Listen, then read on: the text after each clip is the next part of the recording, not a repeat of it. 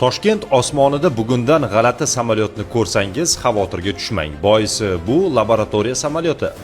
O'z aeronavigatsiya markazining ma'lum qilishicha, 20-avgustdan rejali parvoz tekshiruvlari boshlanadi va u bir necha kun davom etadi.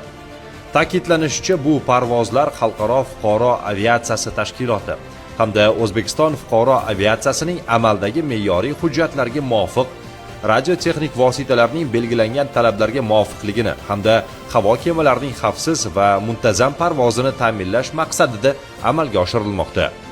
Tekshiruv jarayonida samolyotlar poytaxt osmonida taxminan 1000 metr balandlikda turli yo'nalish va manyovrlarda 6 soatgacha parvoz qilishi mumkin. Markaz samolyot bir hudud ustidan bir necha bor uchib o'tishi va odatdagidan farqli manyovrlarni amalga oshirishi mumkinligini eslatib, aholi uchun xavotirlanishga hech qanday asos yo'qligini qayd etdi.